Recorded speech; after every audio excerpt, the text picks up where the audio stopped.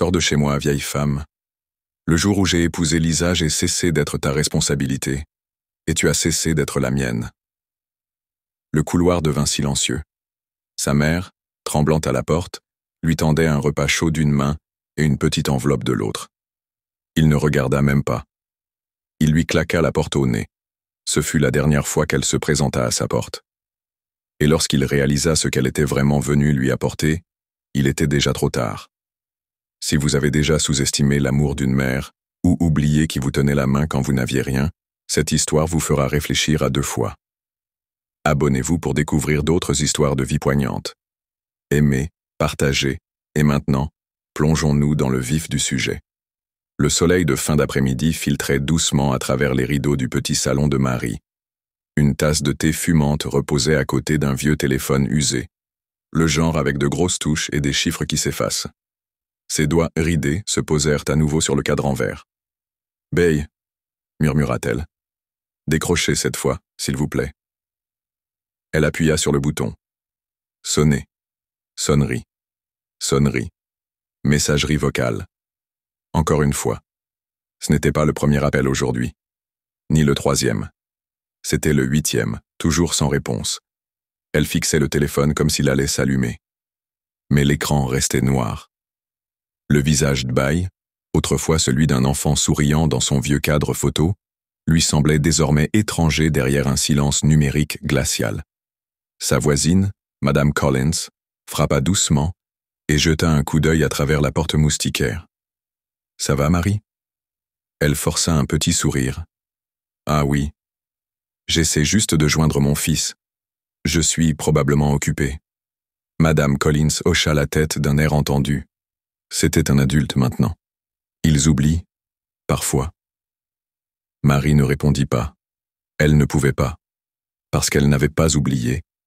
Elle n'avait pas oublié les nuits blanches avec un bambin malade, ni les pauses déjeuner qu'elle sautait pour payer ses manuels scolaires, ni comment elle avait mis en gage la montre de son défunt mari juste pour payer ses frais de dossier universitaire. Et pourtant, désormais, c'était elle qui était oubliée.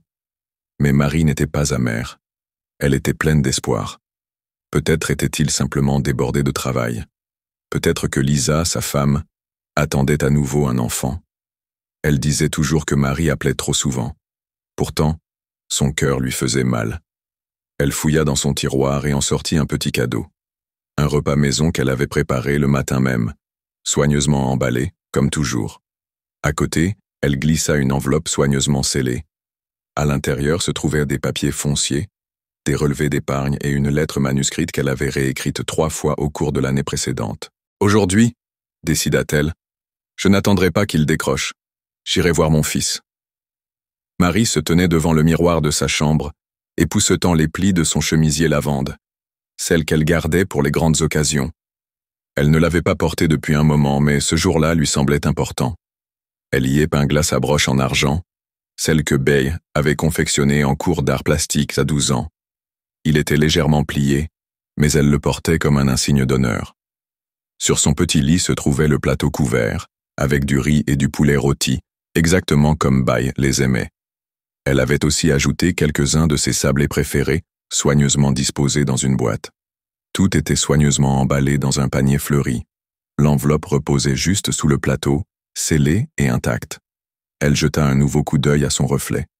Un visage bienveillant la fixait, marqué par les années. Ses yeux ternis par l'âge mais toujours brillants d'espoir. « J'aurais sans doute dû rappeler », murmura-t-elle. Mais au fond d'elle-même, elle savait que recevoir d'autres appels ne changerait rien. Elle enfila son manteau et le boutonna lentement. Ses mains tremblaient, non pas de peur, mais sous le poids de l'incertitude. Elle n'avait pas vu Bay en personne depuis près de 7 mois.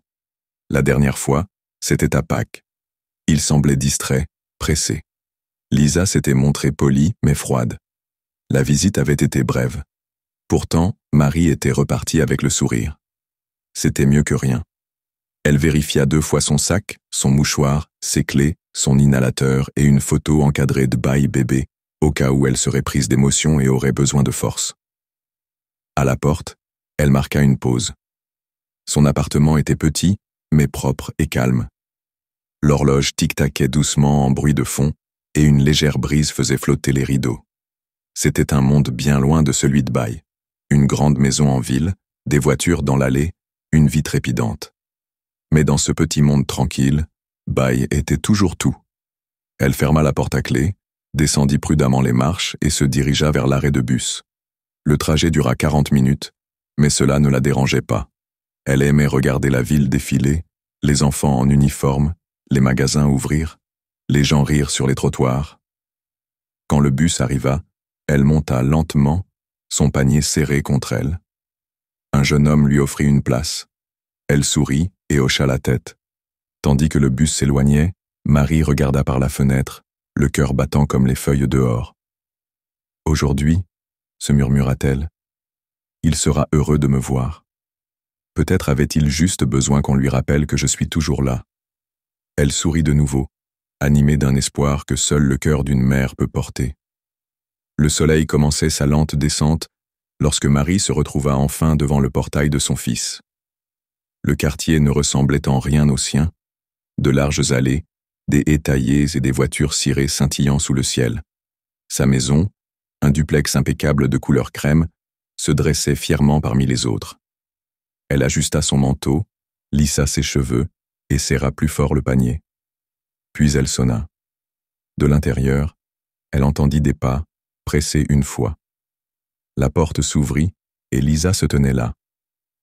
Son expression changea dès qu'elle vit qui c'était.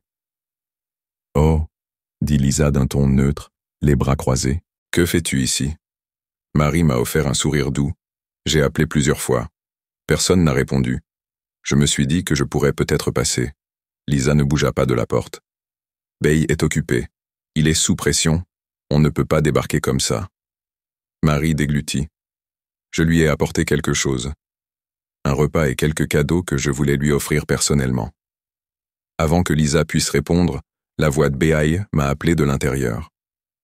Qui est-ce ? Elle tourna légèrement la tête. C'est ta mère. Un silence. Puis, des pas lourds. Bai apparut, toujours en chemise de travail, manches retroussées, cravate desserrée. Dès qu'il aperçut sa mère sur le porche, son visage s'assombrit. « Maman, » dit-il, visiblement irrité. « Pourquoi es-tu ici ?» Le sourire de Marie tremblait. « Je voulais juste te voir. J'ai essayé d'appeler, mais... »« J'étais occupé, » a-t-il rétorqué. « Tu ne peux pas débarquer comme ça. » Lisa croisa les bras, visiblement ravie de le laisser s'en occuper. « Je ne voulais pas te déranger, » dit Marie doucement en lui tendant le panier. « J'ai fait ton plat préféré. Et les leurs. » Bai l'interrompit. « Pas de maman. Ça doit cesser. Tu crois que le simple fait d'être là arrange tout ?» Elle cligna des yeux. « Tout. » Beia s'avança, la voix haute. « Depuis mon mariage, je réclame de l'espace. Mais tu continues à m'appeler, à venir me voir, à faire comme si j'avais encore 12 ans. » Les lèvres de Marie tremblèrent. « Bai, je suis ta mère. » Il explosa. « Exactement. Et j'ai cessé d'être ta responsabilité le jour de mon mariage. Alors pourquoi agis-tu encore comme si j'étais à toi ?» Ces mots m'ont fait l'effet d'une gifle. Même Lisa semblait abasourdie. Le silence retomba dans la rue. Marie resta là, le souffle coupé. « Je ne suis pas venue parce que je te considère comme ma responsabilité. Je suis venue parce que je t'aime. » La voix de Bai baissa, plus froide qu'avant. « Rentre chez toi, maman. Tu n'aurais pas dû venir. Elle a pris quelque chose d'important. »« Je n'en veux pas, » a-t-il rétorqué. « Et je ne veux pas me sentir coupable. Sors de chez moi. » Marie resta figée, le cœur brisé. Puis, lentement, elle descendit le panier sur le porche, se retourna et s'éloigna sans un mot. Lorsque la porte se referma derrière elle, Bai ne se retourna pas. Et sur les marches, il ne l'aida jamais à les monter. Marie laissa non seulement le repas chaud, mais aussi une enveloppe scellée qu'il n'avait même pas remarquée. Les nuages avaient été menaçants tout l'après-midi. Au moment où Marie quitta le porche de Bai et atteignit le bout de la rue, le ciel s'ouvrit sans prévenir. Des gouttes de pluie froide frappèrent ses cheveux, ses épaules, ses mains. Le genre de pluie qui imprégnait les vêtements et le silence. Mais elle ne s'est pas enfuie. Elle n'a même pas essayé de se protéger. Elle a juste marché, un pied devant l'autre. Les maisons autour d'elle se brouillaient derrière des traînées de pluie et de larmes. Ses mains tremblaient, pas du froid, de quelque chose de plus profond, de plus ancien, quelque chose comme du chagrin. Les lampadaires clignotaient à son passage. Le vent pressait son manteau contre sa petite silhouette. Elle ressemblait à un fantôme errant dans un monde qui l'avait dépassé. Son panier était vide maintenant. L'enveloppe qu'elle avait si soigneusement gardée avait été abandonnée. Son fils, le garçon qu'elle avait porté dans ses bras pendant ses nuits blanches, lui avait dit de partir. Ses mots résonnaient plus fort que la pluie. « Sors de chez moi, j'ai cessé d'être ta responsabilité. » Son souffle s'est arrêté, et soudain elle était revenue à temps. En 1992, Marie, plus jeune, se tenait devant le portail de l'école sous une pluie battante, sans parapluie, trempée jusqu'aux os. Ses chaussures claquaient à chaque pas. Elle avait couru toute la matinée depuis son travail au marché, où elle avait vendu des légumes. Une enseignante était venue. Bay avait de la fièvre. Elle tenait une fine veste au-dessus de la tête de son fils tandis qu'ils rentraient ensemble à la maison, le protégeant du mieux qu'elle pouvait. Il toussa dans son épaule. « Je suis désolé que tu aies dû quitter le travail, maman », avait murmuré le petit Bay. Elle avait embrassé son front. « Tu es plus importante que n'importe quel travail. » En 1998, Marie était assise dans une petite pièce, cousant jusque tard dans la nuit. L'ampoule au-dessus d'elle clignotait. Par terre gisait l'uniforme scolaire déchiré de Bay. Elle recousit soigneusement la manche, ses lèvres remuant silencieusement en prière. « Seigneur, donne-lui une vie meilleure que celle-ci, qu'il n'ait jamais à se battre comme moi. » Ses doigts ont saigné cette nuit-là. Mais l'uniforme était comme neuf au matin. En 2004, le jour de la remise des diplômes, Bay traversa la scène vêtue d'une robe noire, la coiffe penchée sur le côté. Marie était assise au dernier rang, les larmes aux yeux, applaudissant plus fort que quiconque. Elle portait les mêmes chaussures qu'elle portait depuis 10 ans. Mais sa fierté, sa joie, auraient pu illuminer tout le stade. À présent, les épaules de Marie se soulevèrent, tandis qu'un sanglot la perçait enfin. Elle atteignit l'arrêt de bus. C'était vide. Elle s'assit lentement, son manteau trempé accroché au banc. Ses mains reposaient sur ses genoux. Son alliance, celle qu'elle n'avait jamais retirée, brillait faiblement sous le lampadaire. Elle la tourna lentement, se souvenant de la promesse de son mari. « Nous l'élèverons fort, nous l'élèverons bienveillant. » Mais son mari mourut alors que Bay n'avait que 5 ans. Et maintenant, elle avait l'impression d'avoir perdu Bay, elle aussi. Elle prit une inspiration tremblante et murmura dans la nuit. « J'ai fait de mon mieux, Harold. Vraiment. » La porte s'ouvrit lentement en grinçant. Marie entra dans le couloir sombre de son appartement, chaque pas résonnant doucement sur le linoléum délavé. Elle resta immobile un instant, laissant couler de l'eau sur le paillasson. Le silence intérieur était plus étouffant que la pluie dehors. Elle ne prit pas la peine d'allumer la lumière. Ses yeux étaient trop fatigués pour s'en soucier, son corps trop lourd. Elle accrocha son manteau au crochet, le tissu mouillé s'affaissant sous le poids de l'averse. Elle rangea soigneusement ses chaussures sur le côté, comme toujours. Tout était encore en ordre. Tout était encore petit, toujours à elle. Mais ce soir, tout semblait plus vide que d'habitude. Ses mains, désormais libérées du panier qu'elle avait porté avec tant d'amour et d'impatience, tremblaient légèrement lorsqu'elle toucha le dossier d'une chaise en bois pour garder l'équilibre. Elle s'y laissa tomber et s'assit dans le noir. Les minutes passèrent. Puis on frappa à la porte. Douce, hésitante, pas pressante, mais chaleureuse. Elle ne répondit pas. Mais la porte s'ouvrit quand même en grinçant. C'était Madame Collins, la voisine, qui portait un parapluie plié et une petite lampe torche. « Oh, Marie, tu es trempée », dit-elle doucement. Marie força un léger sourire, surprise par la pluie. « Ça ira. » Madame Collins entra et referma doucement la porte derrière elle. « L'avez-vous trouvé chez lui ?» Marie hésita puis hocha la tête. « Je l'ai fait. » Il y avait quelque chose de définitif dans sa voix. Pas de colère, même pas blessé, juste silencieux. Madame Collins se dirigea vers la petite cuisine et remplit la bouilloire. « Tu dois avoir froid. Laisse-moi te faire du thé. » Marie n'a pas protesté. Elle fixa le sol tandis que la vieille bouilloire se mettait à ronronner. « Il a une belle maison », dit-elle finalement. « Grande, calme, propre. Est-ce qu'il t'a accueilli ?» Un silence. Les lèvres de Marie tremblèrent avant qu'elle murmure. « Il m'a dit de rentrer. » Madame Collins se retourna, le visage crispé de compassion. « Oh, Marie !» Marie secoua doucement la tête. « Tout va bien. Il est occupé. Il a grandi. L'eau a bouilli. » Madame Collins en versa sur 2 sachets de thé et apporta les tasses. Elle s'assit à côté d'elle, lui offrant silence et chaleur. Marie prit son thé à 2 mains, le laissant réchauffer ses doigts. « Je pensais, dit-elle lentement, qu'une fois Bay grand, nous deviendrions plus amis. J'imaginais qu'il appellerait juste pour dire bonjour, ou qu'il passerait avec ses enfants. » Madame Collins écoutait, les yeux brillants. « Je ne m'attendais pas à des cadeaux, » continua Marie, « ni à des vacances.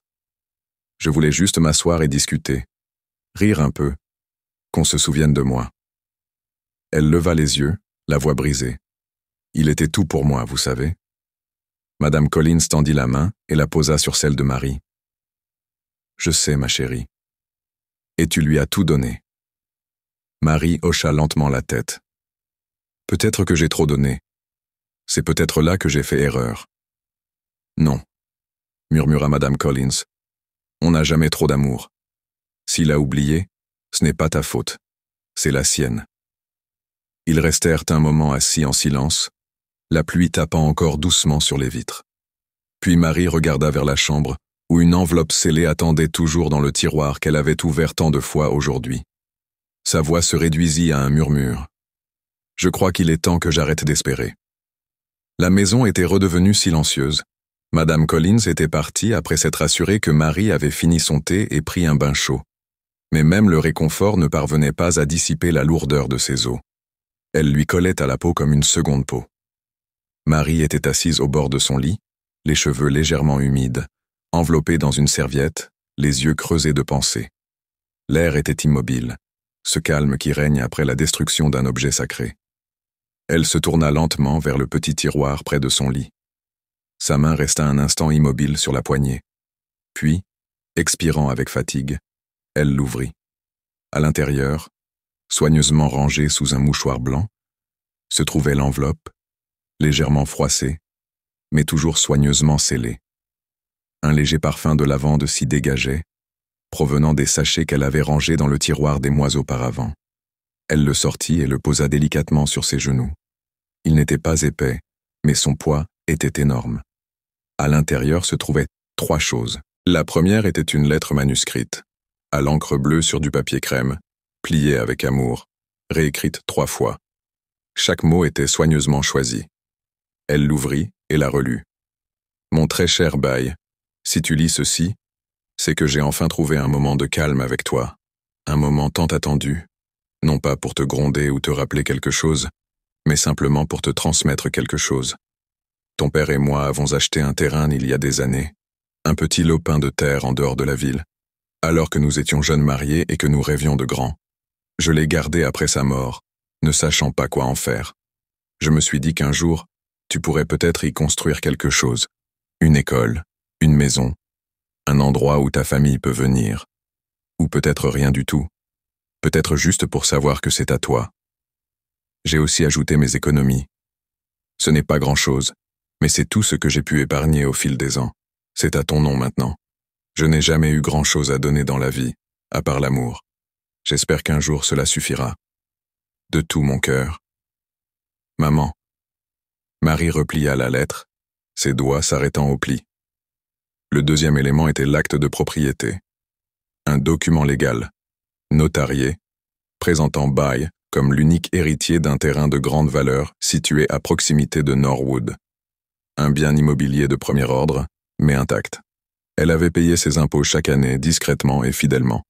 Le troisième était un relevé bancaire, montrant que toutes ses économies avaient été transférées sur un compte qu'elle avait ouvert au nom de Bay. Elle avait prévu de lui donner accès à la maison ce jour-là, sur le pas de la porte, avec un repas chaud et la fierté tranquille d'une mère. Elle fixa l'enveloppe un long moment. Puis, lentement, elle prit un stylo. Sur le devant de l'enveloppe, où elle avait écrit pour Bay, elle griffonna soigneusement. Sa main tremblait, tandis qu'elle écrivait quelque chose de nouveau. À ouvrir quand l'amour reviendra. Elle le remit dans le tiroir. Puis elle éteignit la lumière et s'allongea tranquillement, une main posée sur son cœur. La pluie avait cessé dehors. Mais dans le monde de Marie, la tempête ne faisait que commencer. La lumière matinale filtrait doucement à travers les rideaux, projetant une douce lueur sur le sol de la chambre. Mais aucune chaleur ne traversait les yeux de Marie, assise à son bureau en silence. Le tiroir était de nouveau ouvert. L'enveloppe reposait sur la table, intacte, sauf que maintenant les mots pour Bay étaient débarrés avec soin. En dessous, son nouveau billet la fixait, comme un écho douloureux. À ouvrir quand l'amour reviendra. Ses doigts planèrent au-dessus. Elle le prit lentement, le posa à plat devant elle, puis ouvrit le seau non pas pour donner mais pour pleurer. Un à un, elle déplia le contenu. L'acte, les papiers bancaires. La lettre. C'est la lettre qu'elle fixa le plus longtemps. Sa propre écriture lui semblait désormais étrangère. Les mots chaleureux et pleins d'espoir lui transpercèrent la poitrine comme du verre. Chaque phrase avait été écrite avec une joie tremblante, le souhait maternel d'un instant qui n'arriverait jamais. Les larmes brouillèrent l'encre. Et puis soudain, sans réfléchir, Marie déchira la lettre en deux. Une fois, deux fois, une troisième fois. Les morceaux volèrent comme des plumes jusqu'au sol, mais alors même qu'elle sanglotait dans ses mains, quelque chose en elle se transforma, non pas par dépit mais par abandon. Il ne voulait jamais l'entendre, murmura-t-elle. Et peut-être qu'il ne le fera jamais. Ses mains tremblaient, tandis qu'elle attrapait un mouchoir pour s'essuyer les joues. Elle prit une grande inspiration, puis regarda les papiers restants. L'acte et les documents bancaires. Ils étaient encore intacts, encore précieux, encore pleins de sens. Mais plus pour lui. Elle ouvrit le tiroir du bas de son bureau et en sortit un dossier rouge. Son testament. Écrit à la main il y a des années, alors que Bay était tout ce qu'elle possédait. En haut de la page, en gras et en cursive fluide, figurait son nom. Elle le fixa un long moment, puis traça doucement une ligne dessus. Son stylo flottait dans l'espace vide en dessous. Elle ne savait pas encore qui le remplacerait. Un cousin éloigné, l'enfant d'un voisin qui aidait souvent aux courses, ou peut-être une association caritative qui donnait aux enfants, comme Bay, autrefois, avant que la vie ne lui apprenne à oublier. Elle n'avait pas besoin de décider aujourd'hui. Mais ce qu'elle ignorait, c'est que Bay ne serait plus au centre de tout ce qu'elle bâtirait. Elle tourna la page et ajouta un nouveau paragraphe. Bref, mais clair. Si l'héritier initial ne manifeste aucun intérêt, cet héritage sera réaffecté à ma seule discrétion et sans excuse. Elle l'a signé d'une main calme. Dehors, le monde continuait comme d'habitude. Les voitures passaient, les oiseaux chantaient. La vie s'écoulait sans interruption. À l'intérieur, Marie plia soigneusement le dossier rouge, le remit dans le tiroir et le verrouilla.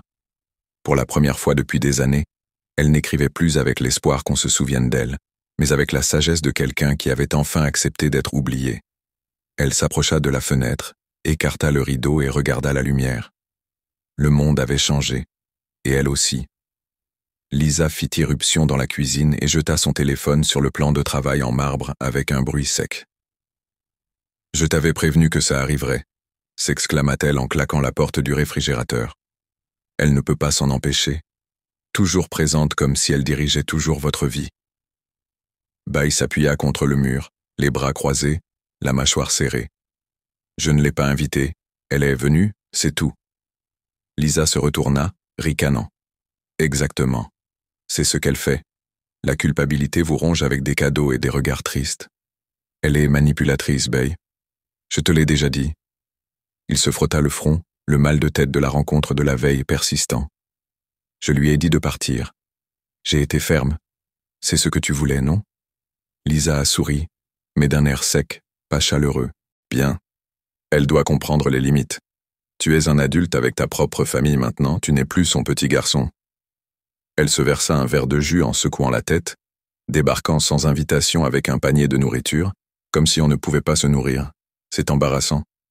Une petite voix confuse et douce s'éleva derrière l'îlot de cuisine. Pourquoi papa criait-il sur grand-mère? Lisa et Bay restèrent figés. Charlie tenait son ours en peluche. Ses boucles brunes étaient ébouriffées par le sommeil, ses yeux écarquillés et innocents. Il avait tout entendu. Lisa força un sourire. « Chérie, tu es debout tôt. » Charlie fit un pas en avant. « Grand-mère était à la porte hier. Je l'ai vue. Elle m'a fait signe. » Le cœur de Bae a fait un bond. Il n'avait pas remarqué que Charlie regardait par la fenêtre de l'étage quand Marie se tenait là. Charlie fronça les sourcils. Elle avait l'air triste. « Pourquoi lui as-tu dit de partir ?» Lisa est intervenue. « C'est compliqué, ma puce. Grand-mère ne comprend pas les choses comme nous maintenant. Elle est vieille et gentille, » dit Charlie doucement. Silence. Bae fixa son fils. L'espace d'un instant, l'adulte confiant fondit, et l'enfant qu'il était autrefois, le garçon qui tenait la main de sa mère en traversant la rue, vacilla dans sa mémoire. Charlie pencha la tête. Elle me donnait toujours des bonbons. Tu te souviens des rouges dans son sac? Bae hocha lentement la tête. Oui, je m'en souviens. A-t-elle fait quelque chose de mal? Demanda Charlie. Bae ouvrit la bouche, mais ne trouva pas les mots. Lisa soupira et fit un geste de la main. Va regarder des dessins animés, ma puce.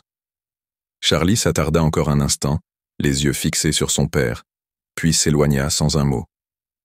Le silence qui suivit fut plus pesant que n'importe quelle dispute. Bae jeta un bref coup d'œil au comptoir où se trouvait le panier, avant que Lisa ne le jette à la poubelle. Il s'approcha et ouvrit la poubelle. Le contenant en plastique était toujours là, légèrement taché, mais scellé. À l'intérieur, le riz et le poulet rôti étaient intacts. Un biscuit sablé s'effondra en dessous. Bae le fixa, la culpabilité lui serrant la poitrine comme un étau. « Elle voulait bien faire », dit-il doucement. Lisa leva les yeux au ciel. « On recommence ?»« Bae, s'il te plaît, ne laisse pas la question d'un enfant réécrire l'histoire. Ta mère avait toujours eu cette habitude. » Mais il ne l'écoutait plus. Il prit le récipient et le fixa un long moment. Puis il ouvrit le couvercle. Une odeur de chaleur, de souvenir et d'amour envahit la pièce. Il n'avait pas senti ça depuis des années. Et pour la première fois depuis très longtemps, Bae ne se sentait plus comme un homme défendant son espace. Il se sentait comme un fils qui avait fermé une porte trop tôt. La maison était silencieuse. Trop silencieuse. Bae était allongé dans son lit, les yeux ouverts, fixant le ventilateur de plafond qui tournait paresseusement au-dessus de lui. Lisa s'était endormie des heures auparavant, sa respiration douce et rythmée à ses côtés. Mais sa propre respiration lui semblait irrégulière, bloquée, comme si quelque chose reposait sur sa poitrine. La pièce était chaude, mais il avait froid. Il se tourna sur le côté, puis l'autre. Il ferma les yeux, puis les rouvrit.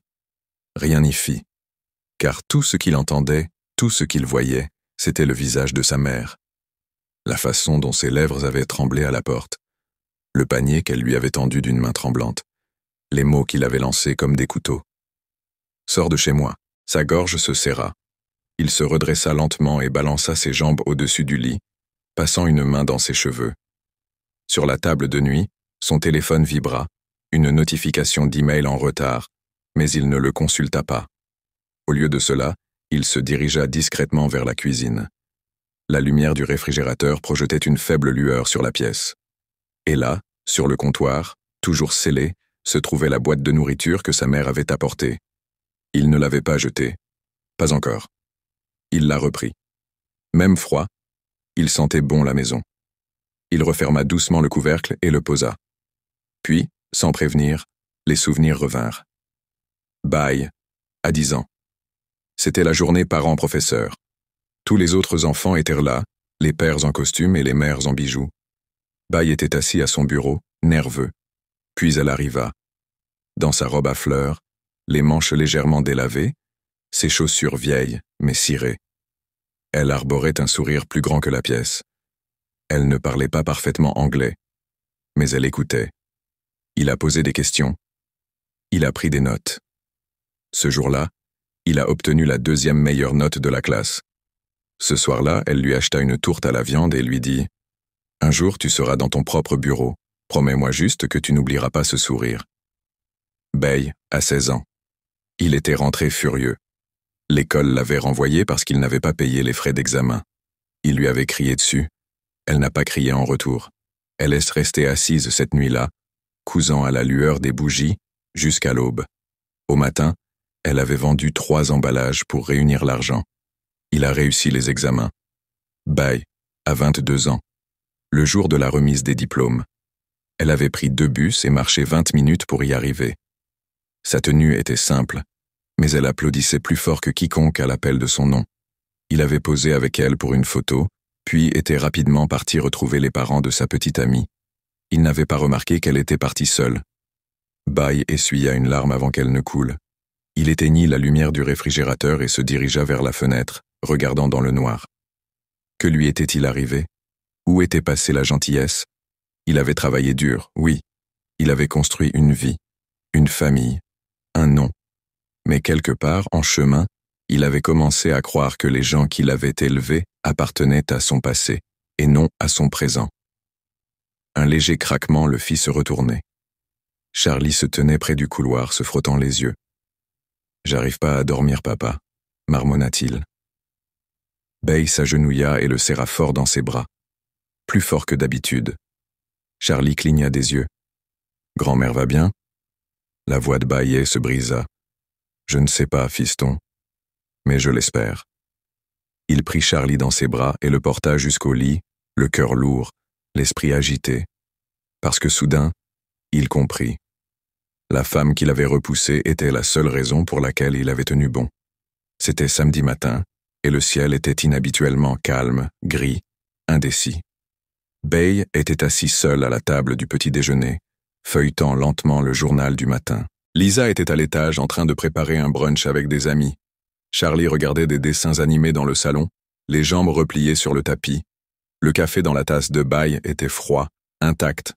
Son regard erra sur la politique, les affaires, la criminalité. Rien ne retint son attention.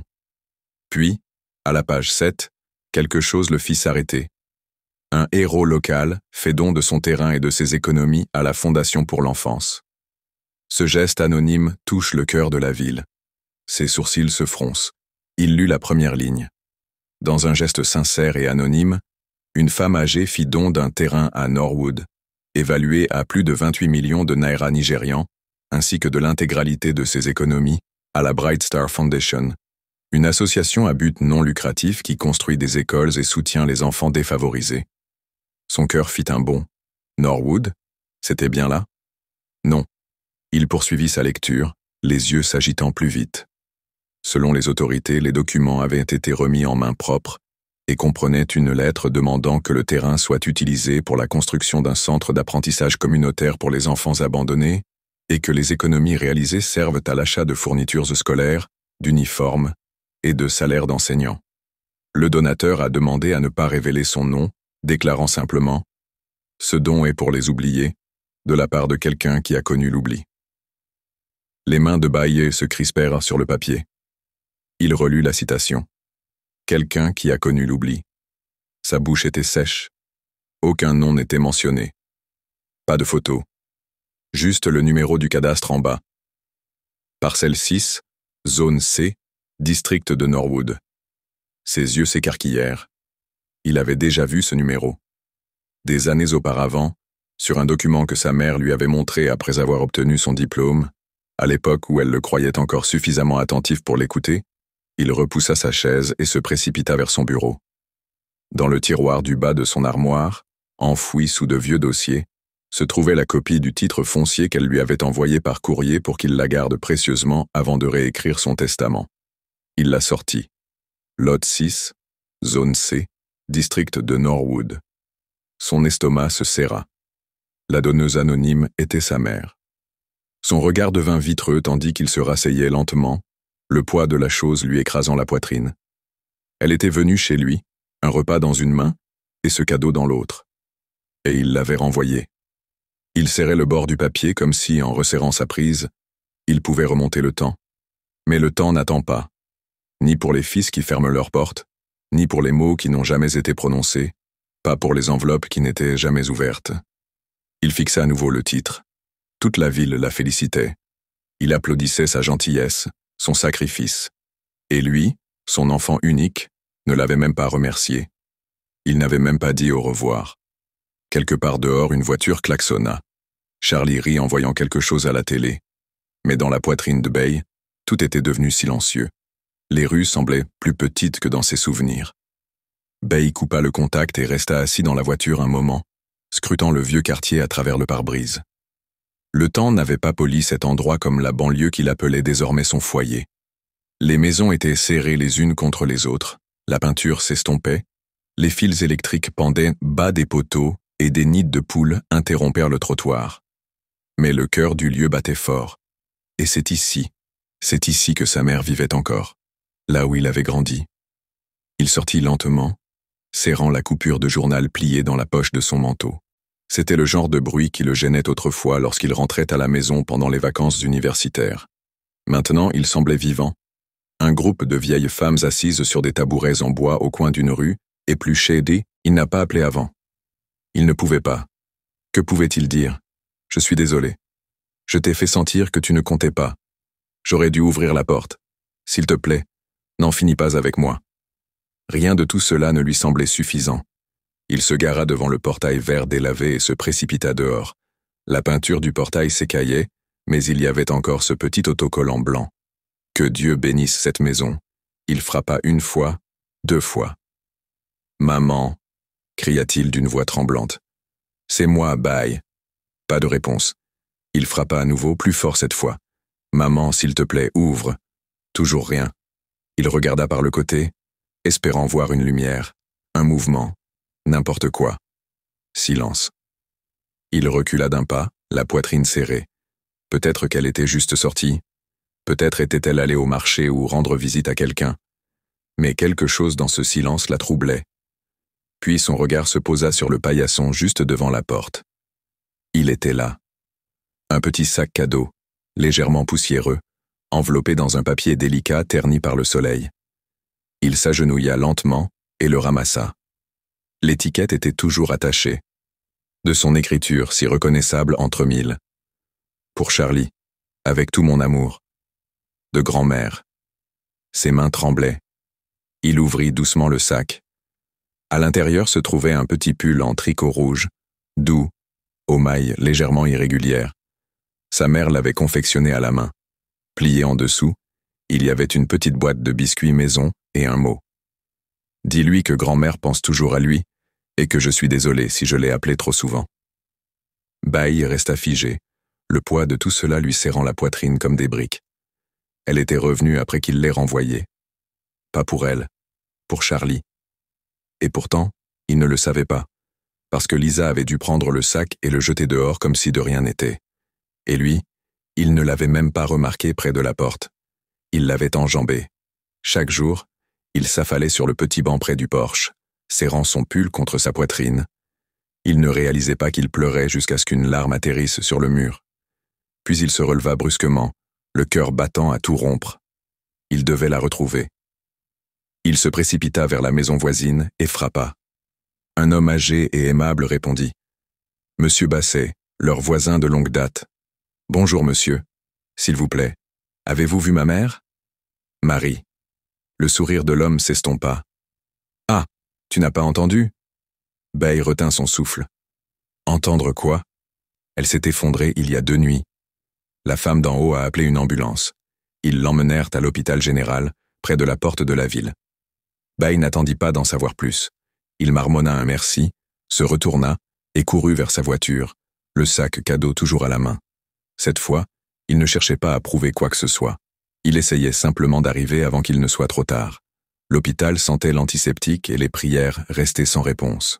Bay franchit précipitamment les portes vitrées battantes, serrant toujours le sac cadeau apporté par sa mère.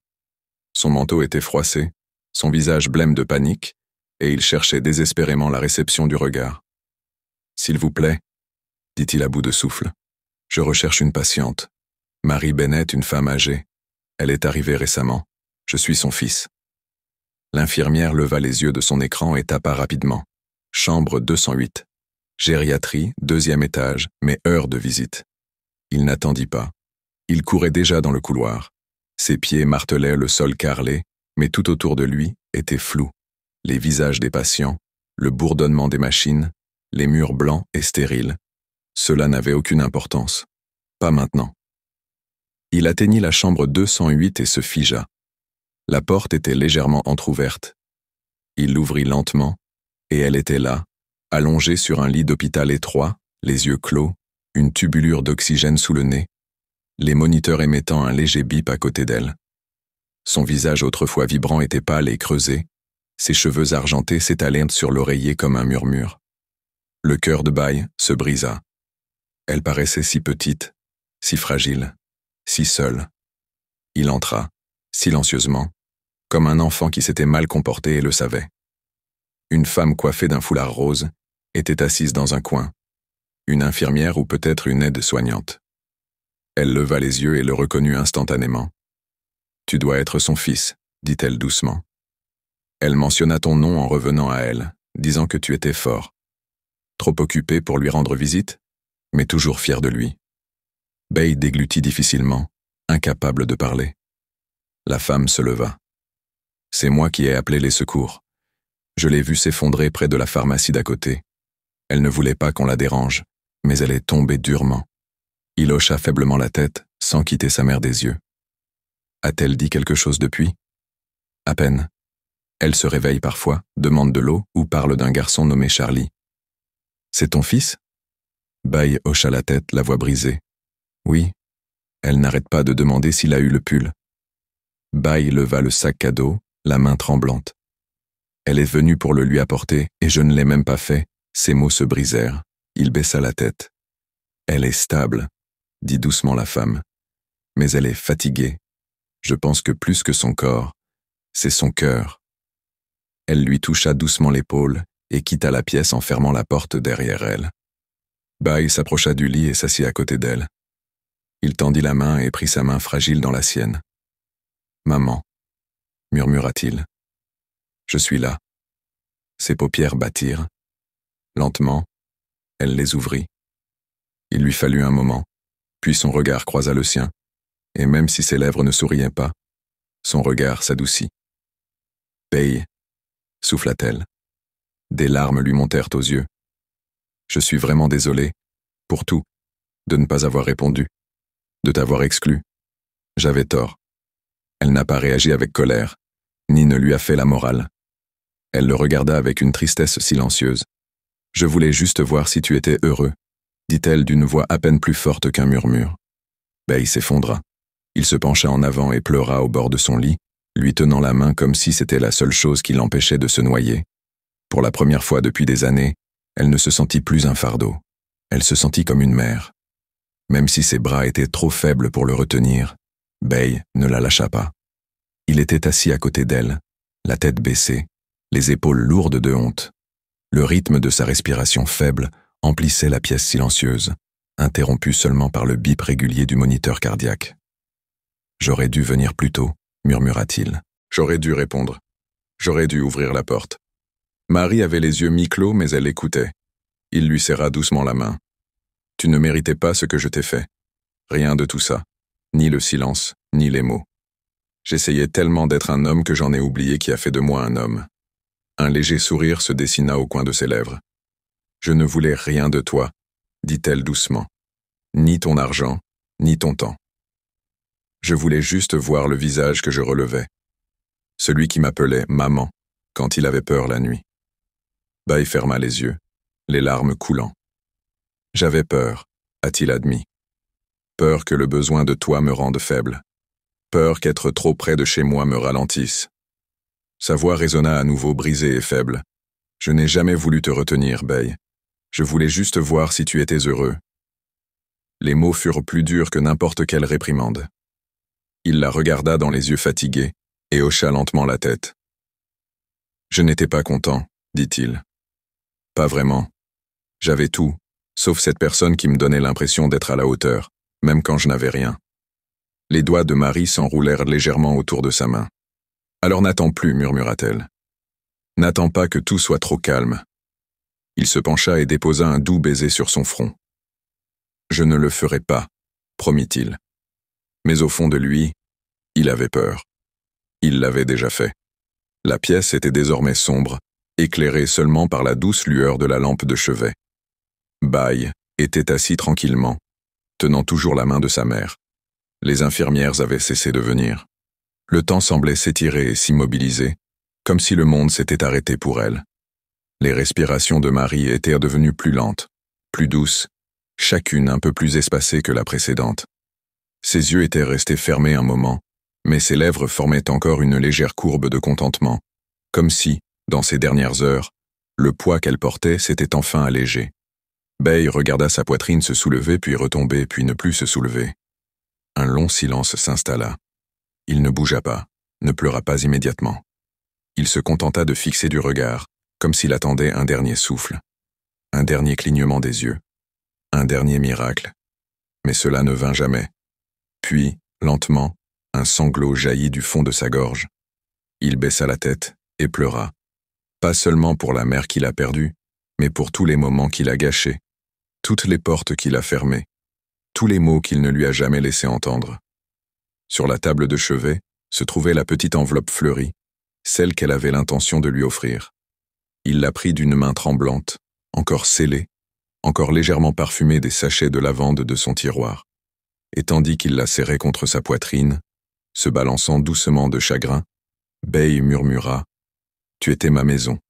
Et j'ai fermé la porte. Les machines bipèrent à nouveau puis s'arrêtèrent. Et Marie, la femme qui avait tout donné, se reposa enfin. Une douce brise agita les rubans noués autour du nouveau portail en fer. Les enfants riaient dans la cour derrière, leur voix résonnant dans les couloirs fraîchement peints de l'aile pédagogique Marie Bennett, un chaleureux bâtiment en briques niché au cœur de l'orphelinat Bright Star. Cela faisait 1 an. Bay se tenait tranquillement au milieu de la foule modeste, vêtue d'un simple costume noir. Pas de presse, pas d'étiquette nominative. Juste un visage au dernier rang, comme il le préférait désormais. La directrice de la fondation est montée sur scène, une plaque à la main. Cette extension a été rendue possible grâce à un donateur qui souhaite rester anonyme, a-t-elle précisé. Mais nous savons ceci. C'était au nom d'une femme dont la vie était une leçon de sacrifice silencieux et d'amour inconditionnel. Des applaudissements suivirent. Bay applaudit lui aussi, lentement, avec révérence. À côté de lui, Charlie lui tenait la main et murmurait « C'est le nom de mon arrière-grand-mère, non ?» Bay sourit, les yeux vitreux. Oui, c'est ça. Il avait fait don du terrain. Il a financé avec ses propres fonds. Mais il a gardé l'histoire secrète. Non pas par honte, par révérence. Parce que pour une fois, il comprenait. Il y a des portes qu'on ferme. Et certains, on ne peut les honorer qu'en les gardant ouverts aux autres. On dit qu'un arbre n'oublie jamais le sol qui a d'abord porté ses racines. Mais dans leur course à la croissance, certaines branches oublient le sol, jusqu'à ce que la tempête arrive. Bay n'a jamais reconstruit ce qu'il avait perdu avec sa mère. Pas de seconde chance, pas de dernière étreinte. Mais en son nom, il a ouvert des portes à des enfants qui n'en avaient pas. Et ce faisant, il a semé quelque chose de plus grand que des excuses. Souvenirs. L'orphelinat s'agrandit. Son nom était gravé dans le marbre. Et chaque année, pour son anniversaire, un homme discret lui envoyait des cadeaux. Non pas avec son nom, mais avec un mot qu'on pouvait simplement lire. Pour celle qui n'a jamais cessé de donner. Même quand elle n'avait plus rien. Parce que l'amour, une fois ignoré, n'attend pas toujours. Et une maison peut oublier ses fondations. Mais les fissures seront toujours visibles. Alors si vous lisez ceci, ou si vous écoutez ceci, et quelqu'un attend toujours votre appel, prie toujours pour votre visite, vous garde toujours la meilleure partie de son repas. N'attendez pas.